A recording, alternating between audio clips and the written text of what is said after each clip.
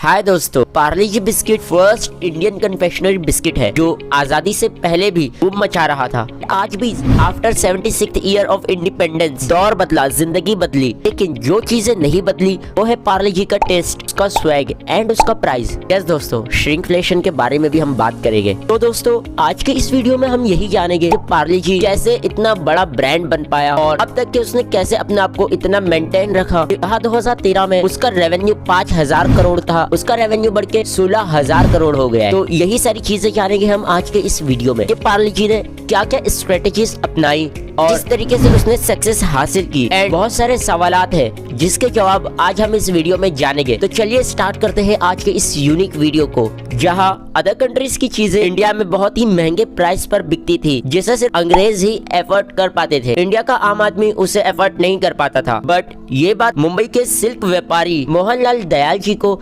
हमेशा खटकती रही। उस टाइम अंग्रेजों से आजादी के लिए देश ने अलग अलग टाइप्स के प्रोटेस्ट किए, जिससे मोहनलाल बहुत इम्प्रेस हुए एंड उन्होंने अपने देश में ही कन्फेक्शनरी का बिजनेस स्टार्ट करने के बारे में सोचा, ताकि अंग्रेजों को फाइनेंशियली भी लॉस मिले एंड गरीब आदमी भी चॉकलेट्स एंड बिस्किट को इजीली एफोर्ड कर पाए और उसका मजा ले सके। बट ये बिजनेस उनके लिए बिल्कुल ही न्यू था एंड वैसे भी इंडियंस बिजनेस जैसी चीजों से उस वक्त दूर थे। इसी बिजनेस को समझने के लिए मोहन जी जर्मनी चले गए और वहाँ से उन्होंने कैंडी बनाने का तरीका सीखा और अपने साथ एक कैंडी मशीन लेकर वापस मुंबई आए। विले पार्ले की एक पुरानी फैक्ट्री को खरीदकर उसमें जर्मनी से लाई हुई कैंडी मेकर मशीन को इंस्टॉल किया। तो बाहर से हायर नहीं किया, बल्कि अपनी ही फैमिली के साथ कैंडीज बनाने लगे और उन्होंने सस्ते दाम में कैंडी बेचकर मार्केट में अपनी जगह बना ली। एंड इस तरह उनका पहला प्रोडक्ट बिस्किट नहीं बल्कि कैंडी था, जो कि लोगों के बीच में पॉपुलर होने लगा। ये उनका पहला कन्फेक्शनरी प्रोडक्ट था। उस टाइम अंग्रेज चाय के साथ इम्पोर्टेंट बिस्किट खाया करते थे एंड इसीलिए मोहनलाल जी के दिमाग में एक आइडिया आया, क्यों ना मैं भी बिस्किट बनाऊं। उन्होंने सोचा क्यों ना बिस्किट को भी इंडिया में ही बनाया जाए और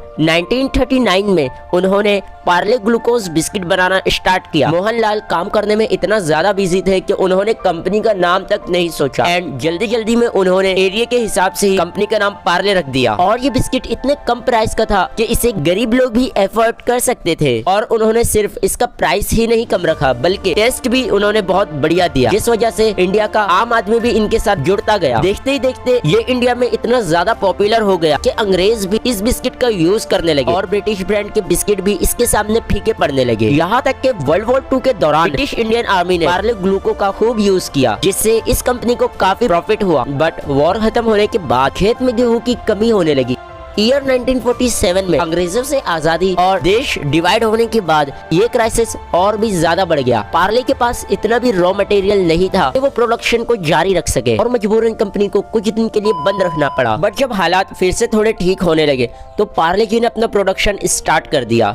उसी के साथ साथ अब दूसरे ब्रांड्स के बिस्किट भी इंडिया में बनने लगे और वो पार्ले जी की कॉपी करने लगे। हर कोई अपनी बिस्किट के नीचे ग्लूको या ग्लूकोज लिखने लगा, जिससे आम आदमी कंफ्यूज होने लगा कि पार्ले की बिस्किट कौन सी है और अदर बिस्किट कौन सी है, जिससे पार्ले की सेल पर भी असर पड़ा। ग्लूकोज एक कॉमन वर्ड होने की वजह से वो उसे पेटेंट भी नहीं करा सकते थे। उन्होंने पार्ले जी को अलग और प्रीमियम दिखाने के लिए कुछ स्ट्रेटेजीज पे काम करना शुरू किया। फर्स्ट ऑफ ऑल उन्होंने अपनी नॉर्मल पैकेजिंग को चेंज करके येलो वेट पेपर का यूज किया और जहां पैकेट पे पहले गाय और किसान की फोटो होती थी, उसकी जगह एक छोटी सी लड़की की तस्वीर को छपा दिया। हालांकि ये तस्वीर एक काल्पनिक पिक्चर है जिसे एवरेस्ट ब्रांड सॉल्यूशन ने तैयार किया था। एंड दूसरी स्ट्रेटेजी ईयर 1982 में उन्होंने पार्ले ग्लूकोज का नाम चेंज करके पार्ले जी रखा, जहां जी ग्लूकोज को रिप्रेजेंट करता था। उस छोटी बच्ची की तस्वीर को ही अपनी कंपनी का ब्रांड एम्बेसडर बना दिया और टीवी पे खुल के एडवर्टाइज करना स्टार्ट कर दिया। और पार्ले जी इतना आगे बढ़ गया कि बाकी सारी ब्रांड्स उसके आसपास भी नहीं रह पाई। दोस्तों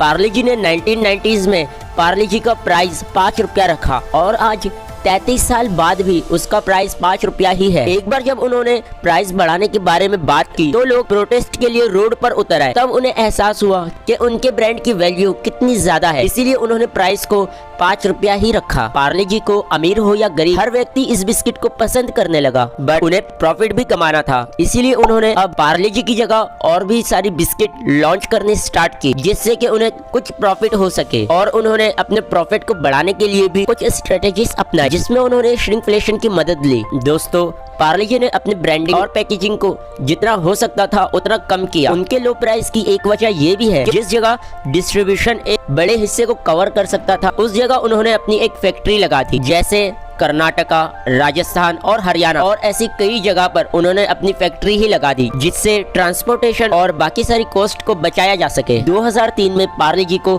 दुनिया का सबसे ज्यादा बेचा जाने वाला बिस्किट डिक्लेयर किया गया। दोस्तों, जैसे जैसे वक्त गुजरता गया पार्ले जी का ब्रांड और भी ज्यादा बढ़ने लगा। ये बिस्किट देश के 50 लाख से भी ज्यादा रिटेल स्टोर्स के जरिए पब्लिक तक पहुंचाया जाता है और हर सेकंड लगभग 4500 लोग इस बिस्किट को खाते हैं। इंडिया के अलावा दुनिया में और 7 कंट्रीज में भी इनके मैन्युफैक्चरिंग प्लांट्स हैं। 2013 में जब कंपनी ने बताया उन्होंने सिर्फ बिस्किट बेच के 5000 करोड़ का रेवेन्यू जनरेट किया है, तो सभी लोग हैरान हो गए। पार्ले जी की सक्सेस का अंदाजा आप इस बात से लगा सकते हो कि वो हर महीने 100 करोड़ पैकेट का प्रोडक्शन करते हैं। दोस्तों, कोविड लॉकडाउन के दौरान कंपनी की सेल्स गिरने के बजाय इसके सेल में काफी ग्रोथ हुई, क्योंकि सभी ने पार्ले जी बिस्किट पे अपना भरोसा बताया और आज के दौर में इसका रेवेन्यू 16,000 करोड़ है। सो दोस्तों, ये थी पार्ले जी की सक्सेस स्टोरी। अगर आपको भी ये वीडियो पसंद आया तो इसे लाइक, शेयर और सब्सक्राइब भी जरूर करें, ताकि हम आपके लिए ऐसे ही इंफॉर्मेटिव वीडियोस लाते रहें। And thanks for watching.